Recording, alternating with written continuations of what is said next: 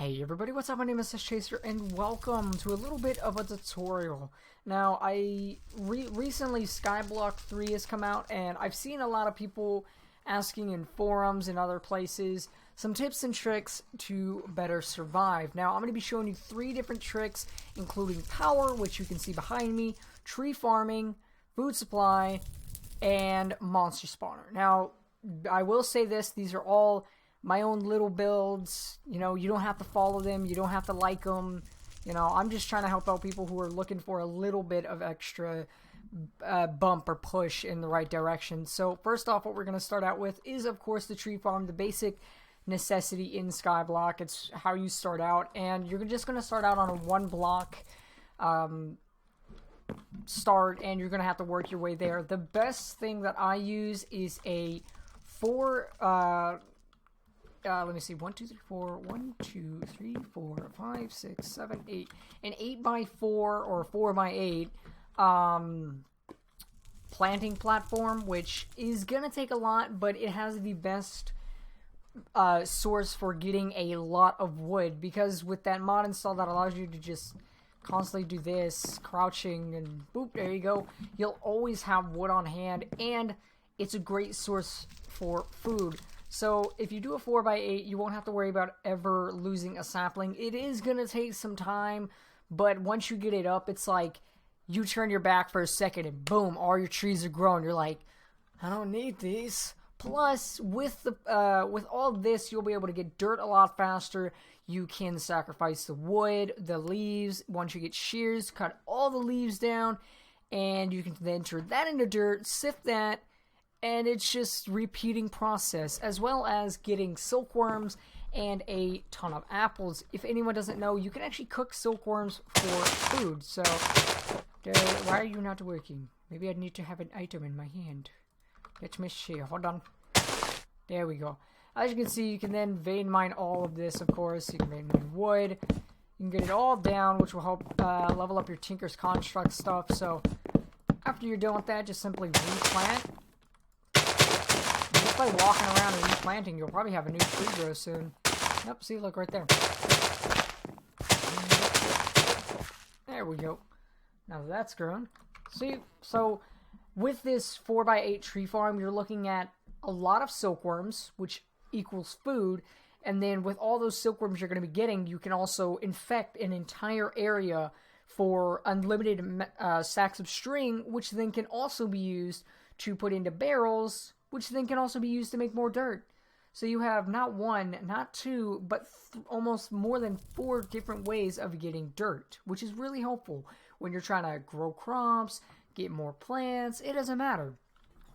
Now, you'll also have a backup plan of food because of the fact that the trees will also drop apples. So you'll have silkworms, and then you'll also have apples. Oh, you're out of silkworms? Ah, that's okay. You have 5 stacks of apples over here. That's not realistic, but you get the concept. So that's the easiest way to get started on a tree farm, 4x8, just in case. Also, a little tip is to put a protective border around the trees, like two blocks out is what I always do, because sometimes when you're, say, cutting a tree down, the items will randomly, like, fly off into a direction, or, you know, get near the edge, so you don't have time to run over there and grab it. So what I found out is that if you put a fence or a too high cobblestone, they'll likely hit that area and not fall off, which, trust me, is a lot better than frustrating them falling off the edge, and you're like, well, man, there goes all my saplings, you know? But anyway, this works both in single player and multiplayer, so if you want to share this, go right ahead. I'm not going to stop you. The second thing we're going to cover is a mob farm. I was going to say power source, but that's not until more later in the game. Now, what I did was I made a one. Hold on real quick. Let me just turn those guys down. There we go. Loud. So I usually build out from the middle because it's the easiest to remember. I build out 25 blocks, and then I go 1. I start from here, so I go 1, 2, 3, 4, 5, 6. 1, 2, 3, 4, 5, 6. It's a 6 by, 12, 13 if you count the middle, by 6 So the reason I do that is because you don't want a mob spawner that's too big because you might get overrun. You also don't want it too small because then nothing good will spawn. This is the starter build, quote unquote, and it's the easiest way in order to get items. You can also place a hopper right there where my mouse is, where I'm pointing, and when you kill mobs, all their items will drop down, and then, since you have a slab right here, you can break this one, put a chest here, and just collect. You have nothing to worry about. However, I will warn, I'm currently testing this. Currently, it's just a cobblestone slab, so you can hop down and, you know, punch them, but that leads to a bit of a problem. Creepers and skeletons and spiders, well, maybe not spiders, but creepers and skeletons will be able to hit you and cause damage. So if you go one up, like so, like keep it this level, and you say put it here, go on now, here, and how did I do it? Come on. Here and here, you're able to hit them as well as not taking damage because here, I'll show you real quick. Game mode S. Hey! See, skeletons won't be able to actually hit you. I just turn that off. So as you can see, they'll always hit these two slabs. Also, do be careful. If you're doing this on survival, you will not have the protection I just put on. You will get it blown up. So be careful. I'm just gonna lock you up. As you can see, XP will also drop down there, so it's a good way to collect on mob drops. So, oh, I missed skeleton. Zombie flesh can also be turned into, let me actually do that real quick. If I grab rotten flesh, zombie flesh, aka, and I quickly grab some slabs. They have to be wooden, they can't be no stone. So, grab a crafting table. There are bats everywhere.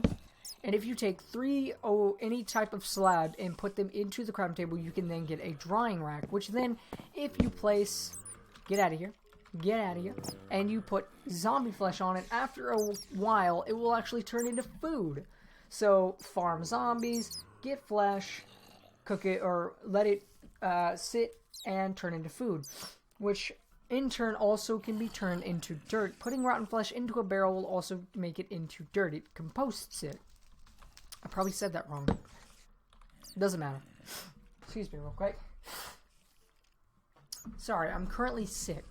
Anyway, the last thing we are going to cover is power. A lot of people don't, or are either looking for a good unlimited power source, or, you know, just don't know how to start, because there's many ways you can go. You can go solar, wood, coal, charcoal. And the easiest one for me, which is also a great way to use your cobblestone generator, is a sort of setup I found out long ago back on, I think it was Sky Factory 2. But basically, this setup will give you unlimited power as well as cobble. So it's the best way. Now, what you're gonna do, you don't have to build this exactly as I can. You can build it as high as you want. Or, sorry, as wide as you want, as long as you want, it does not matter. I just did this for demonstration purposes, so as you can see, I currently have 6 crucibles lined up, and underneath them is 1 netherrack and the fire, as well as cobble all the way around the bottom. I do have a tutorial on my channel, which, be warned, the sound is atrocious. My mic back then was not good, and my mic volume was turned all the way up to 100. Did not know. Do turn it down if you go and watch that. But basically, I show in that video how to exactly make this. However, I did use, I think, Pyrotherium in that video, so, which isn't in Sky Factory 3, unfortunately. So, sorry, let me just turn all this down. It's so loud. I'm betting it's blocks. Anyway, so basically what you do is you're going to build an area around, sort of like this, just like this, and you're going to, let me just take some things real quick. You're also going to need that. Okay, so what you're going to do is simply grab a piece of cobble, place it, that's not a cobble. Grab a piece of cobble and place it on top. Oh, never mind, sorry. Place 2 cobble, place it on top of the one, so it's like this. Grab a transfer node, put it on the bottom of the cobble, and then 1 transfer pipe. If you can see where this is going, then you understand. So simply do this, and do this, all the way around. Boop, boop, destroy that. Bring this all the way out, like so. Go ahead and break that one. Oh, actually, we need that one. I'm silly. Sorry. Go into, if you have it, of course, I'm spawning it in. I'm in creative teaching you guys. Go ahead and place a lava bucket and then a water bucket. And as you add an item in this so-called transfer node, it'll start making cobble as well as, you know, your normal stuff. So go ahead and put that in there. Allows mining, power penalty, 10 GP. So as you can see, it's currently making cobble and then putting it into the crucible, which is really, really good. Grab a transfer node, pop that sucker on there, as well as some transfer cables or pipes.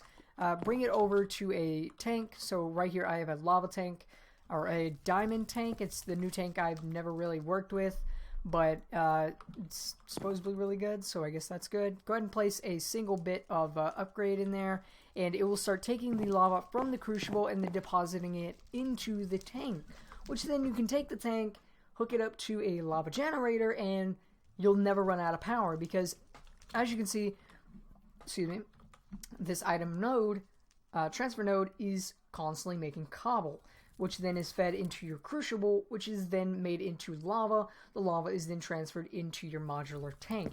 Hook up another transfer node to that with a pipe, put your lava generator like I do down there. Boom. Infinite power. Hook up electrical cables, hardened energy cells, etc., etc., and you're basically looking at never running out of power until you get a much stronger power source. Now, 1, 2, 3, 4, 5, 6. The same goes for here. I have this set up, so I'm just going to go ahead and pop all of these in real quick, and we're going to let that run just for a bit before I end this. So as you can see, as these all run, whoops, forgot about these. Oh wait, do these need some? I think they do. Yes, they do. Okay, so go ahead and grab 2, 3, 4, 5, 6. Now, you don't have to do it a 6th one like I did. That's just for, again, demonstration purposes. You can do it however you want. Don't worry. I just created this little build by myself. But anyway, as you can see, once it gets here, oops, didn't need you. Get out of here. Once it starts actually, I just keep forgetting, don't I? Once it starts transferring lava, as you can see, it currently has 16 mega buckets.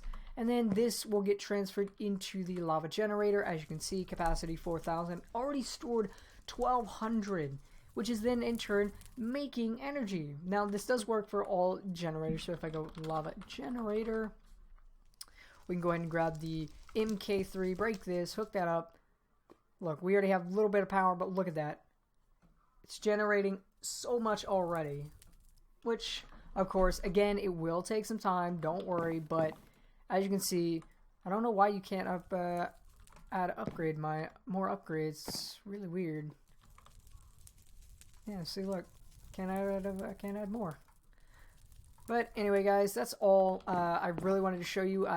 You got your basic power source, basic food. Well, actually, you got 6 different ways to get food now. Wait, sorry, 6 different ways to get dirt. Sorry, you have 3 different ways to get food. And you now have an excellent tree farm, a starter mob farm, which also produces food. As you can see, monster jerky. You have your tree farm, which produces silkworms, string, leaves, and wood, and saplings, which all can be composted into dirt. So, yeah, guys, I really hope this helps. It's something that I do, not tutorials, but it's what I do. I find, ways to help others because, that's kind of what it's about. A lot of people will be stuck not knowing what to do, and sometimes they just need, a little bit of push in life to keep going. But anyway, guys, I'm going to end the episode here. If you enjoyed, which is all you know what to do, please leave a like, a comment on what you thought, and if you enjoyed, subscribe. I'm trying my best to bring more videos, but I'm currently hitting a bump in life issues. Nothing to worry about, but I promise I'll make an update video soon. So anyway, guys, my name is SChaser, and I am signing off. Peace, guys.